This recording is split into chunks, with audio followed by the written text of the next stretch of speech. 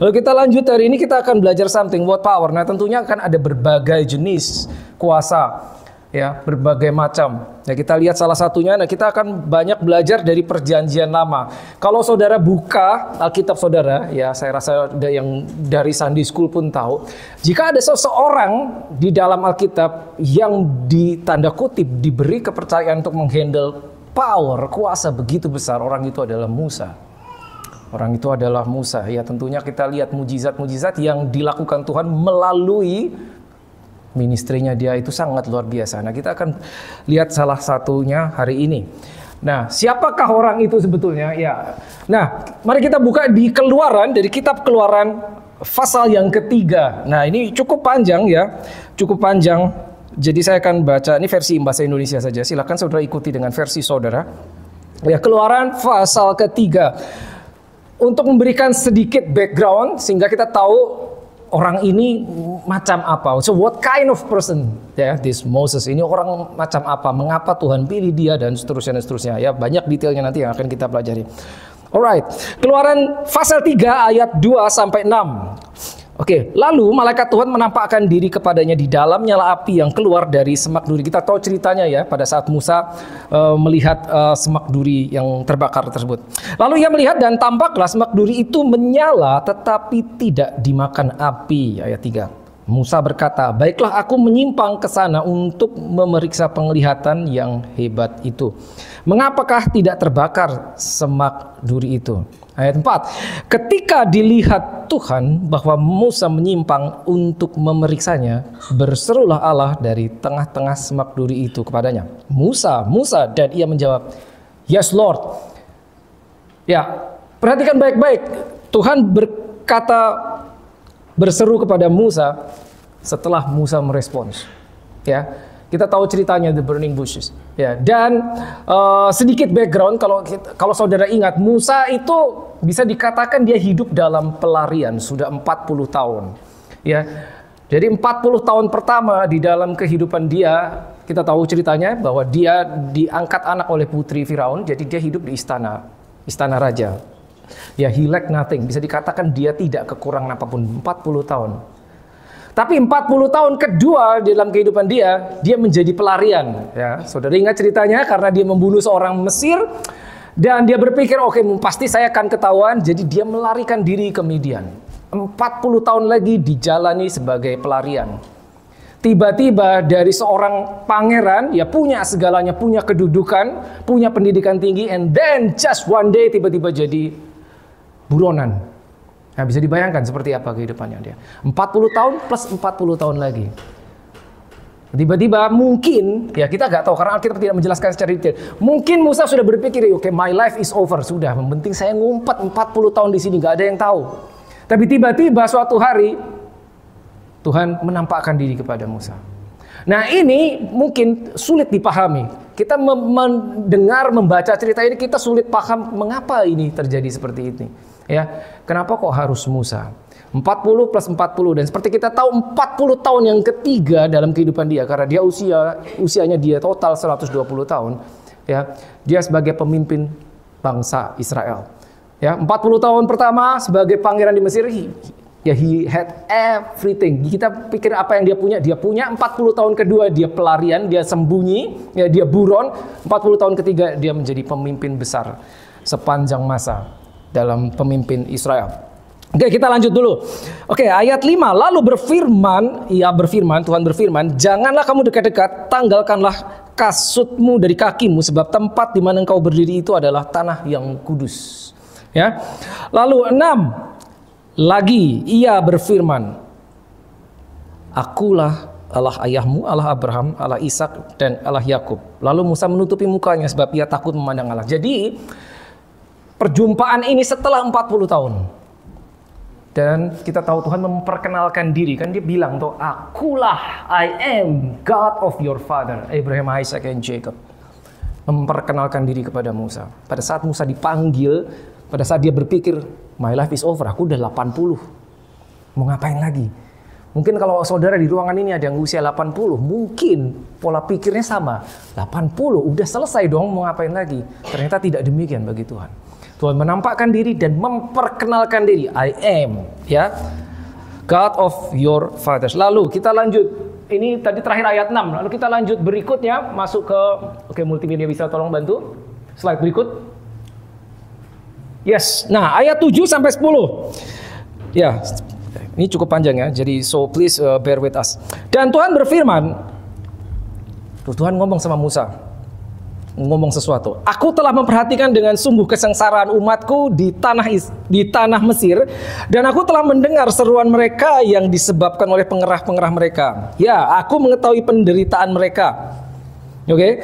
8. Sebab itu aku telah turun untuk melepaskan mereka dari tangan orang Mesir dan menuntun mereka keluar dari negeri itu ke suatu negeri yang baik dan luas, suatu negeri yang berlimpah-limpah susu dan madunya. Ke tempat orang Kanaan, orang Het, orang Amori, orang Feris, orang Hewi, dan orang Yebus. Ya, Tuhan ngasih tahu ke Musa, aku telah mendengar keluhan bangsa Israel. 9. Sekarang seruan orang Israel telah sampai kepadaku, juga telah kulihat betapa kerasnya orang Mesir menindas mereka. Ya, jadi orang Israel berseru kepada Tuhan karena mereka tertindas. 10.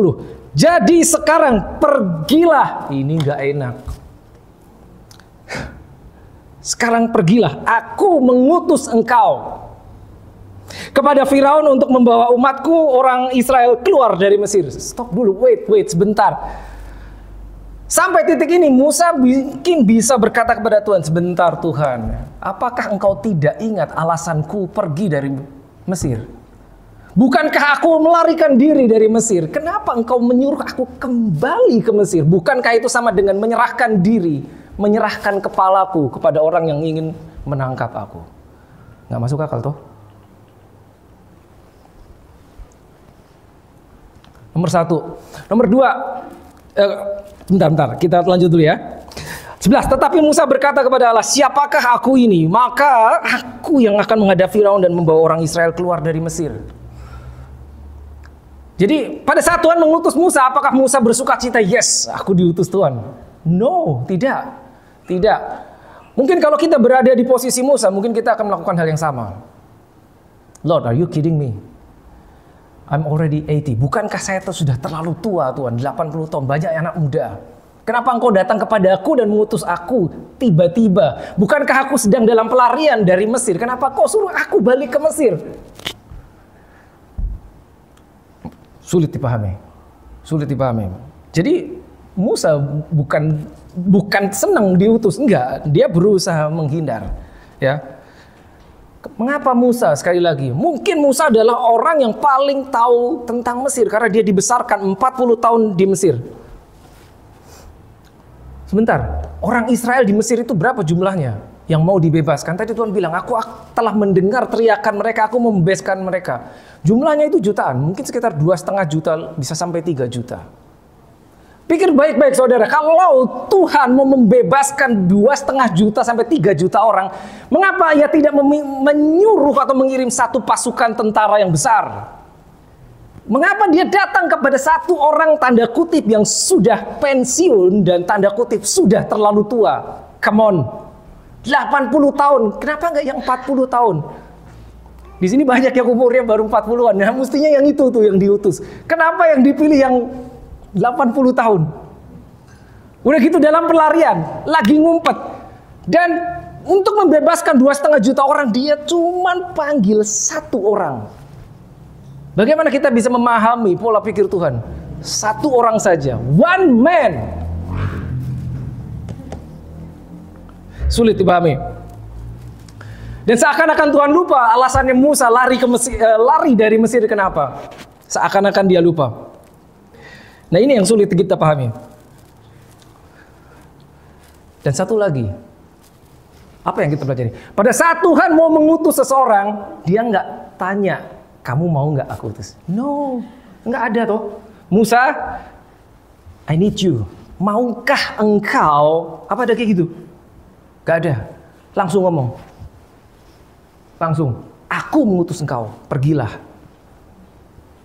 Dan tentunya Musa berusaha mengelak, dia mungkin bernegosiasi atau apalah namanya. Boleh ke slide, ya ini dia. Ayat 12, lalu firman-Nya, bukankah aku akan menyertai engkau? Stop dulu. Lihat, pertanyaan Musa terakhir, siapakah aku Tuhan sehingga engkau mengutus aku? Harusnya jawabannya dari pertanyaan siapakah aku, harusnya Tuhan ngomong gini dong, engkau adalah, betul kan? Karena dia nanya siapakah aku, tapi jawabannya begini, bukankah aku menyertai engkau? Tahukah saudara, kalau saudara baca di Alkitab, seringkali pada saat seseorang bertanya kepada Tuhan, jawaban Tuhan kayaknya, tanda kutip, kayaknya nggak nyambung. Dan seringkali dia menjawab pertanyaan dengan sebuah pertanyaan lain. Bukankah aku menyertai engkau? Dari mana aku tahu Tuhan engkau menyertai aku? Aku sudah sembunyi 40 tahun. Dan engkau berkata engkau menyertai aku? Mungkin bisa seperti itu, Musa. Nah, kalau kita berada di posisi Musa, mungkin kita akan melakukan hal yang sama atau berkata yang sama. Inilah tanda bagimu bahwa aku yang mengutus engkau. Apabila engkau telah membawa bangsa itu keluar dari Mesir, maka kamu akan beribadah kepada Allah di gunung ini. Selalu ada tandanya. Oke, 13. Lalu Musa berkata kepada Allah, tetapi apabila aku mendapatkan orang Israel dan berkata kepada mereka, Allah nenek moyangmu telah mengutus aku kepadamu, dan mereka bertanya kepada aku, what about his name? Bagaimana dengan namanya? Apakah yang harus ku jawab kepada mereka? Ini aneh, karena tadi Tuhan sudah memperkenalkan diri. Ingat kan di ayat 6? I am the Lord, the God of your fathers, the God of Abraham, Isaac, and Jacob. Kenapa dia nanya lagi? Siapakah namamu? Let's go deeper. Let's go deeper. 14. Firman Allah kepada Musa, aku adalah aku. Ya, kalau saudara buka di versi bahasa Inggris, good. I am that I am. Ini juga aneh jawaban ini. So hopefully saya bisa menjelaskan tentang ini. Kalau nggak saya harus lanjut minggu depan. Ya, part 2-nya. I am that I am is amazing. In the Hebrew, Ehye, Asher, Ehye. I am that I am. Dia memberikan nama kepada Musa yang secara grammar is incorrect. I am that I am. Kenapa? Karena Musa berkata, nanti kalau aku sampai sana, mereka tanya siapa namamu, harusnya bukan I am that I am, karena it's still in the future. Come on. Did you get that? Tapi I am that I am. Lagi firmannya, beginilah kau katakan kepada orang Israel itu, aku telah mengutus aku kepadamu. Complicated kelihatannya.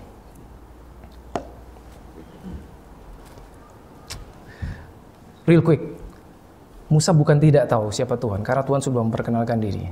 Tapi ada satu hal yang Musa tahu, yang banyak orang tidak tahu. Pada saat Tuhan pada saat Musa bertanya kepada Tuhan, nanti kalau orang tanya kepadaku tentang namamu, siapa? Dia tidak mencari tahu sebetulnya Tuhan itu siapa, tapi yang dia cari tahu adalah ordination, pengutusan.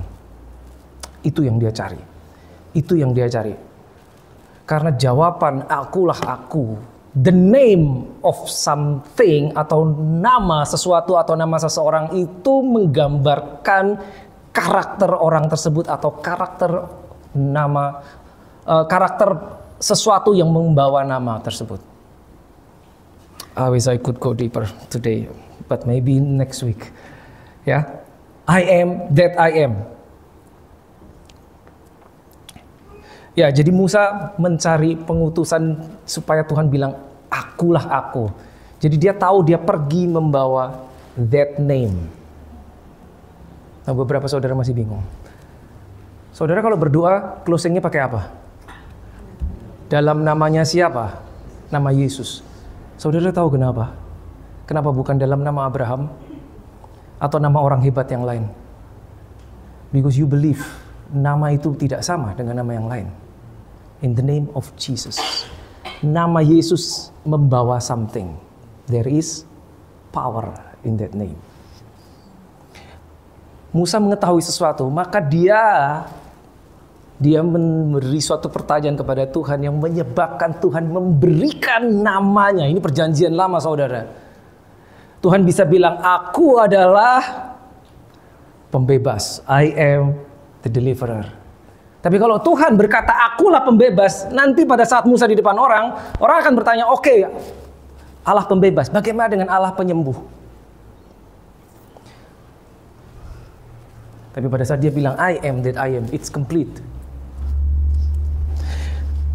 Saya akan kembali itu nanti ya, not now. Oke, lanjut dulu saudara. Now this is amazing. Boleh tolong multimedia? Ya, oh sorry, not this one. Ya, Keluaran pasal 2. Nah, kita fast forward ke pasal ke-7. Oh, waktunya sangat cepat. Ya, tadi pasal 3. Ya, cerita tentang Musa bertemu. Ya, remember, we're talking about power. Ya, power. Ya. Pasal 7. Nah, apabila Firaun berkata kepadamu, tunjukkanlah suatu mujizat, maka haruslah kau katakan kepada Harun, ambillah tongkatmu dan lemparkanlah itu di depan Firaun, maka tongkat itu akan menjadi ular. Lihat, apabila Firaun berkata kepada kamu, tunjukkanlah suatu mujizat. Begini saudara, Musa 40 tahun hidup di Mesir, dia tahu bahwa di Mesir itu banyak dewa-dewa. Mesir adalah suatu negara yang menyembah banyak dewa. Many gods. Small g, not capital G. Small gods, ya, small g. Banyak dewa, ya. Jadi pada saat Musa datang kepada Firaun dan berkata, the God of Hebrew, Allah Israel mengutus aku untuk membebaskan orang-orang Israel. Now please let them go. Si Firaun tidak dengan rela, oh gitu ya, kamu disuruh Tuhan, ya udah deh bawa pergi orang itu. Tidak, dia tidak heran kalau ada orang datang kepada dia dan berkata, aku diutus Tuhan. Yang dia tanya, oke, Tuhan yang mana? Kita punya ratusan Tuhan di sini. Yang ngutus kamu itu Tuhan yang mana? Which God? Jadi Musa tahu persis. Dia nggak bisa cuma ngomong, oke, Tuhannya yang ini. Nggak bisa ngomong gitu. Firaun demand miracle. Oke, kasih tahu apa yang bisa dibuat oleh Tuhanmu. Show me the power of your God. Come on. Itu. Ya saudara. Apabila Firaun berkata kepada kamu, tunjukkanlah suatu mujizat. Dia tahu ini bakal diminta tanda. Maka dikasih tahu sama Tuhan, lemparkanlah tongkat itu dan itu akan menjadi ular. Ayat 10 saudara. Musa dan Harun pergi menghadap Firaun, lalu mereka berbuat seperti yang diperintahkan Tuhan. Lalu Harun melemparkan tongkatnya di depan Firaun dan para pegawainya. Maka tongkat itu menjadi ular. Is that miracle? Yes, betul. Supernatural? Yes, betul. 11. Kemudian Firaun memanggil orang-orang berilmu dan ahli-ahli sihir dan apa saudara? Mereka pun, ahli-ahli Mesir itu, membuat yang demikian juga dengan ilmu mantra mereka. Pada saat Musa menunjukkan sesuatu yang ajaib di depan Firaun, Firaun tidak lantas, ajaib, ya udah boleh pergi. Enggak, dia mungkin cuma bilang, gini doang aku juga bisa. Sini, ikutin. Itu. Mereka memanggil, lihat, mana tadi? Orang-orang berilmu dan ahli sihir, ada tukang sihir nih saudara. Istilahnya, ya kalau cuma tongkat jadi ular itu gampang, orang-orangku juga bisa. Maka dipanggil ahli sihir, ahli Mesir itu membuat yang demikian juga dengan ilmu mantra mereka. Bisa juga. Musa melemparkan tongkatnya menjadi ular. Berapa ular? 1 toh? Iya toh. 12. Masing-masing mereka melemparkan tongkatnya dan tongkat-tongkat itu plural menjadi ular. Mereka menciptakan berapa ular? Lebih dari 1. Are you with me? Lihat. Tetapi tongkat Harun menelan tongkat-tongkat mereka. 1 menelan banyak. Wait, ada yang aneh. Follow me carefully. Look. Tetapi tongkat Harun menelan tongkatnya. Bukankah harusnya kalimatnya, tetapi ular Harun menelan ular mereka. Tetapi tongkat menelan tongkat. Kenapa bukan ular? Kan itu dilempar udah jadi ular, betul kan? Ya kan? Harusnya ular menelan ular, bener nggak sih? Are you still there? Harusnya ular menelan ular toh, tapi tidak. Tapi dibilang tongkat Harun menelan tongkat-tongkat mereka. Karena ular is just a result of power. Sumbernya asalnya dari tongkat. Tongkat berbicara tentang authority. Apa yang ada di balik result.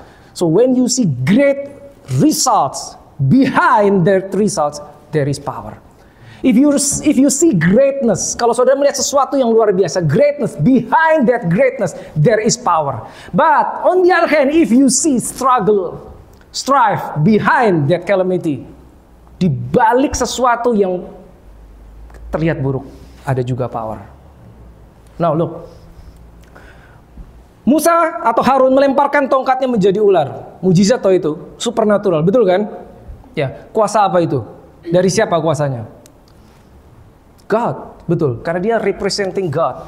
Tapi tukang-tukang sihirnya Firaun melakukan hal yang sama. Hasilnya serupa. Pertanyaannya, kuasa siapa? Kuasa Tuhan? Bukan. Tapi hasilnya mirip. So what can we learn? In this world selalu ada dua power, gelap dan terang. Nggak ada abu-abu, tidak ada saudara. Gelap dan terang. Selalu dua saudara. Selalu dua.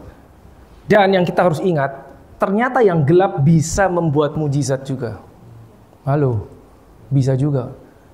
Dari mana pada saat kita melihat mujizat, if we only see results, dari mana kita tahu itu dari terang atau dari gelap? Hasilnya mirip. Sumbernya berbeda.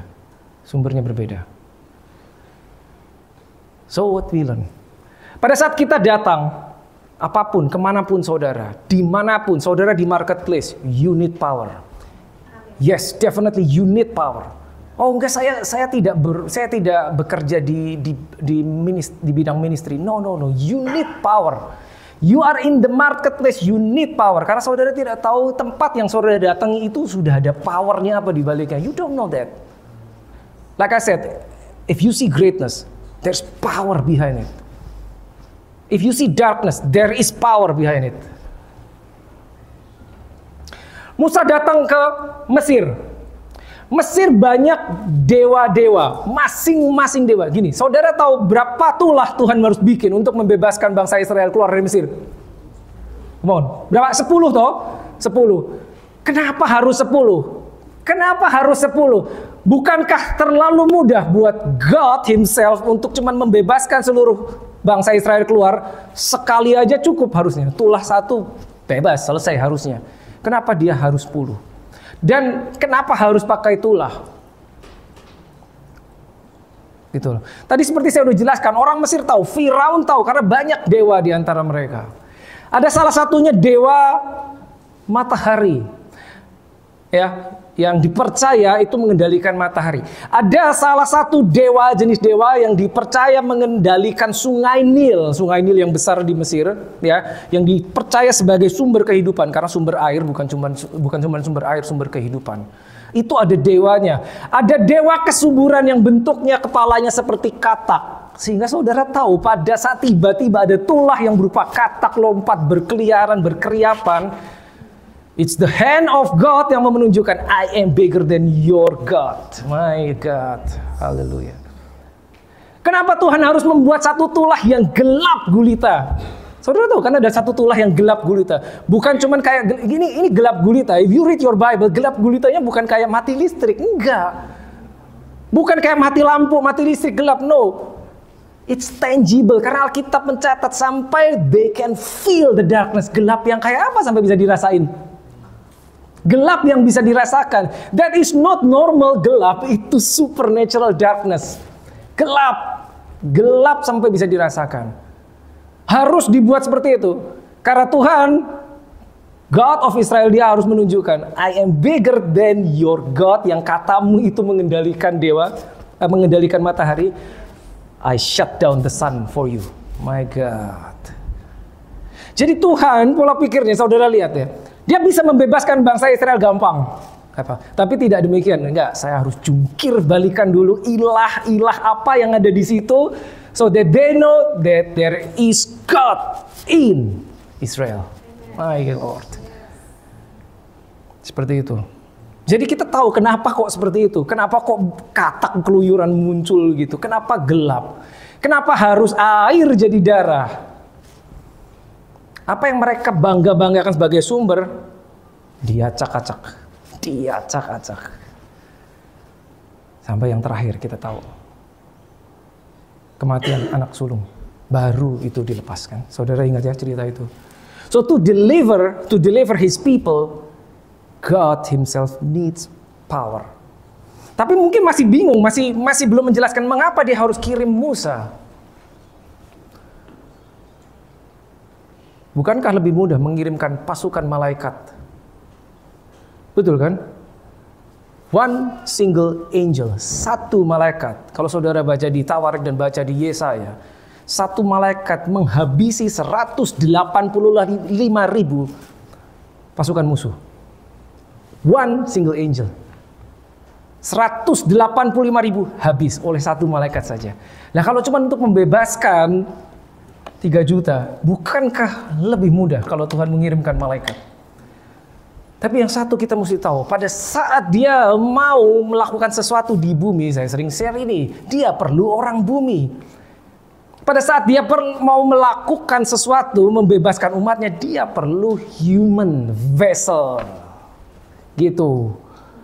Jadi pada saat ini tiba-tiba jika sesuatu Tuhan datang dan berbicara kepadamu saudara dan bilang I need you.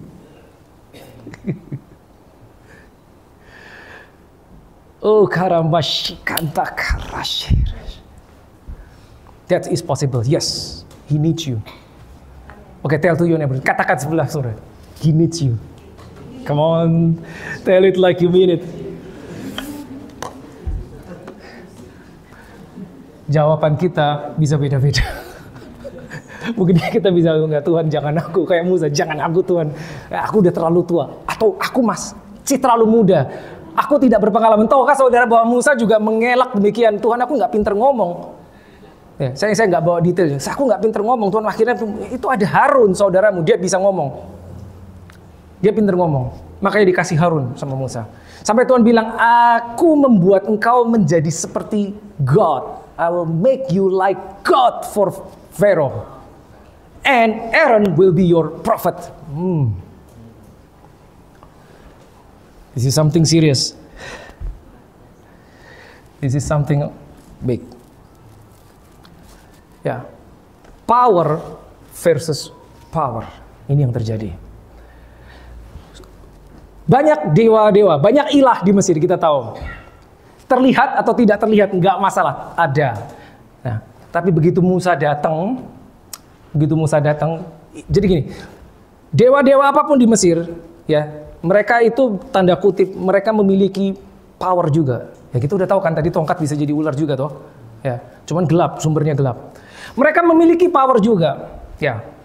Tiba-tiba satu orang. Bukan satu pasukan, satu orang bernama Musa datang cuman bawa tongkat, bahkan tidak bawa pedang, bawa tongkat, bukan tongkat emas, tongkat kayu. Tiba-tiba datang. Something in the spirit sudah mulai terjadi. Ya. Nggak kelihatan memang, tapi begitu Musa men-challenge, and then at that moment he activated those gods, small g. Gitu. Mereka sudah ada di situ ratusan tahun, mungkin ribuan tahun. Kayak nggak terusik.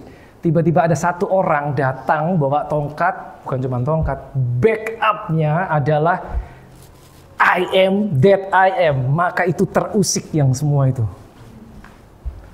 Come on. That is power. Jadi kalau kita fast forward sekian ratus tahun ke depan, maka kita bisa paham bahwa mengapa pada saat Roh Kudus diturunkan atasmu, kalimatnya berkata, you shall receive power. My God. You shall receive power. Dan banyak di antara kita nggak tahu, I don't need power. Saya bekerja biasa di kantor. No, I don't need power. No, you Aduh, you need power. You need power. This is real stuff, saudara. Oke, saya ambil contoh lain. Ini tadi contoh dari kisah Musa. Nah ini. Ini, saudara tahu cerita. Daud lawan Goliat. Nah ini semua Sunday School tahu. Daud lawan Goliat. Daud melawan Goliat, kita tahu menang Daud. Tapi kita tahu Daud menang melawan Goliat bukan karena dia ahli berperang. Oh, tidak. Tidak. Alkitab mencatat bahwa Goliat itu dari masa mudanya dia sudah prajurit, sudah mahir berperang, terlatih perang. Kalau Daud tidak. Daud hanya gembala kambing domba. Betul kan? Daud itu pada saat dia maju melawan Goliat, usianya masih teenager, mungkin 15, 16, 15, 16 tahun. Masih anak-anak. Sementara Goliat dia sudah matang, sudah menjadi prajurit. Anak usia 15, 16 tahun kira-kira seberapa sih tingginya ya? Mungkin setinggi saya lah. Tahu tingginya Goliat berapa? Lebih dari 3 meter. Lebih dari 3 meter. Ya, kita nggak pernah lihat ya ada orang tingginya lebih dari 3 meter. Ya, karena kita mencatat demikian. Secara fisik kita melihat bahwa that battle is not fair. Betul kan? Anak kecil lawan prajurit. Bersenjata lengkap, pakai perisai, pakai baju zirah. Ya kan, bawa pedang, bawa tombak. Yang ini cuman pakai ketepel. Now that's crazy. Macam mana peperangan macam mana? Jika ada satu orang yang harusnya maju melawan Goliat, orang yang paling tinggi postur badannya di Israel adalah Saul. Jadi di dalam battle itu ada the anointed one, Daud, diurapi. Ada yang unanointed one, Goliat, badannya 3 meter lebih. Ada yang ex-anointed one, pernah diurapi, Saul. Ada 3, paling tidak 3 macam. Tapi kita tahu Daud maju melawan Goliat. Nah kita lihat. Peperangan itu harusnya peperangan fisik. But let's go deeper. Lihat, kita baca. Ketika orang Filistin itu menunjukkan pandangannya ke arah Daud, orang Filistin itu maksudnya Goliat ya, serta melihat dia, dihinanya Daud itu karena ia masih muda, kemerah-merahan dan elok parasnya. 43. Orang Filistin itu berkata kepada Daud, anjingkah aku, maka engkau mendatangi aku dengan tongkat. Ya kan? Perhatikan kalimat berikutnya. This is dangerous statement, very dangerous. Lalu demi para allahnya orang Filistin, ia mengutuki Daud. Kenapa? This is dangerous statement. Karena peperangan itu harusnya peperangan fisik yang bisa dimenangkan oleh Goliat dengan mudah. Tapi dia melakukan sesuatu yang dia tidak sadar. Dia mengubahnya dari peperangan fisik menjadi peperangan spiritual dengan dia bawa-bawa ilahnya. Begitu. Lalu demi para allahnya orang Filistin itu ia mengutuki Daud. Titik ini, watch this, titik ini peperangan tidak lagi fisikal, peperangan menjadi spiritual. Coba kita lihat 45. Tetapi Daud berkata kepada orang Filistin itu, Daud tahu something. Engkau mendatangi aku dengan pedang dan tombak dan lembing, tetapi aku mendatangi engkau dengan nama Tuhan semesta alam. Allah segala barisan Israel yang kau tantang itu. Udah. Yang kelihatan di mata cuma anak kecil lawan raksasa. But that is power versus power. Power of God versus power of darkness. Tidak imbang tetap, tapi berbalik. Nggak mungkin yang gelap menang lawan yang terang. Daud tahu, Goliat nggak sadar. Dia mengucapkan sesuatu. So what is this? Apapun yang saudara hadapi, you can switch from natural to supernatural dengan cara melibatkan your God. Melibatkan your God. Ini kondisi ini itu yang dinamakan tadi yang dinyanyikan apa? God is fighting for us. Nah, ini dia. Karena ini sudah between antara ini para allahnya orang Filistin dan nama Tuhan semesta alam, Jehovah Sabaoth, God of Host. Udah, Nggak usah ditanya siapa yang menang, udah nggak bakal bisa yang itu yang gelap menang, nggak bakal bisa. Because this is power versus power. Jadi kita tahu Daud menang bukan karena dia ahli berperang. The battle is the Lord's. Allah yang berperang bagi kita, betul. Tapi jangan lupa, Daud tahu bahwa chance dia 0. Tapi karena yang berperang bukan dia, maka dia tahu chance dia 100%. 100%. Ya, saya tidak akan masuk ke detailnya karena saya pernah ada satu seri sendiri tentang ini. Ya, dia tahu chance dia sekarang 100%. Oke. Tapi jangan lupa, Daud tetap harus maju. Dia nggak cukup ternyata cuma ngomong, aku mendatangimu dengan nama Tuhan semesta alam, terus dia diem. Tuhan, peperangan menjadi milikmu, aku diem. Engkau yang berperang, aku diem aja. Enggak toh, dia maju tetap toh. Tetap maju kan? Maju mendatangi musuhnya, tetap kan? Ya. Makanya tadi saya bilang bahwa pada saat Tuhan mau melakukan sesuatu, dia perlu manusia, dia perlu human vessel. Dia mau melakukan sesuatu di bumi, dia perlu orang bumi. Gitu loh. But di balik layar, the battle is the Lord. Itu yang kita harus tahu. Kita harus tahu. Ya, so we can switch the situation from natural to supernatural by invoking God. Nah, real quick. What power? Matius 10 ayat 1. Fast forward, perjanjian baru. Ini Yesus sekarang. Yesus memanggil ke-12 muridnya dan I love this. Dan memberi power, memberi kuasa kepada mereka untuk apa? Mengusir roh jahat dan untuk melenyapkan segala penyakit dan segala kelemahan. Kita lihat di King James-nya. Matius 10 ayat 1 ya, versi King James.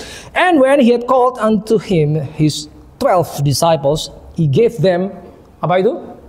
Power against. Perhatikan baik-baik. Power against unclean spirits, to cast them out and to heal berapa banyak? All manner of sickness and all manner of disease. Power against. Lukas 10 ayat 19. Ya, saya ambil bahasa Inggris karena bahasa Indonesia tidak 100% sama.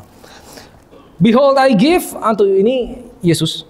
Behold, I give unto you power to tread on serpents and scorpions and over all the power of the enemy. And nothing itu berarti tidak ada. Nothing, not a single thing. Nothing shall by any means hurt you. Yang tadi Matius, power against. Yang ini Lukas, power over. Power against, power over. Power against the enemy, power over enemy. Satu lagi, John 1:12. Yohanes 1 ayat 12, ini juga bahasa Inggris karena bahasa Indonesia tidak persis sama. But as many as received him, to them gave he power to become the sons of God, even to them that believe on his name. Power against, power over, power to become. Power to become. Ini perlu revelation untuk bisa memahami yang ini. Ya. Tapi satu hal yang kita tahu, saudara, kita diberi kuasa. Terlepas kita sadar apa tidak, terlepas kita tahu atau tidak, worship team boleh kembali. Kita diberi kuasa. Yang memberi adalah Tuhan sendiri karena Dia tahu bahwa kita akan membutuhkannya. Masalahnya pada saat kita tidak sadar kita butuh, itu lain cerita. Tapi Dia memberikannya kepada kita. Berarti pada saat Dia memberikannya kepada kita, kita memiliki akses terhadap kuasa tersebut. Pada saat Dia berkata kepada Musa, I am that I am, Musa tahu. Satu hal yang Musa tahu, berarti aku punya akses terhadap I am. Yang dicari Musa adalah identitas yang harus dia bawa di hadapan Firaun. Dia tidak hanya berkata bahwa aku diutus Tuhannya orang Israel, the God of Hebrew has sent me. Dia nggak akan ngomong gitu. Dia akan bilang, I am that I am has sent me. Musa tahu dia punya akses kepada power, kepada kuasa itu. Karena dia tahu dia akan menghadapi sekian banyak ilah Mesir. Dia tahu. One single man. One single man. Terpikir nggak saudara? Firaun, Raja Mesir itu kan bukan orang baik toh. Pada saat Musa datang didampingi Harun, cuman bawa tongkat. Kenapa nggak ditangkap? Bukankah skenario-nya begitu Musa datang dan berkata kepada seorang raja, let my people go. Tangkap dia. Harusnya gitu toh. Selesai. Gak bisa. Gak bisa. Jadi in that moment, Firaun tahu, ini orang yang 40 tahun lalu melarikan diri, sekarang datang di hadapanku dan menyuruh aku melepaskan sekian juta budak. Come on. Firaun tahu, dia pasti telah mengalami sesuatu. Firaun tahu, dia pasti telah menjumpai sesuatu di dalam pelariannya. Firaun tahu, dia pasti telah menjumpai Tuhan tertentu yang Firaun nggak tahu. Which God? Tuhan yang mana? Firaun nggak tahu. Sampai the name of God yang dibawa oleh Musa mendemonstrasikan kuasa. Itulah pertama, kedua, ketiga, sampai 10 jungkir balik baru dibawa pergi. Deliverance. Deliverance. How many of you need deliverance? Hallelujah. Let us pray. Let us pray. Praise the Lord. Bagi Dia segala pujian, hormat serta syukur. Come on. Kekal selamanya. Bagi Dia segala pujian, hormat serta syukur selama-lamanya. Come on, lift up your voice. Nyatakan, nyatakan.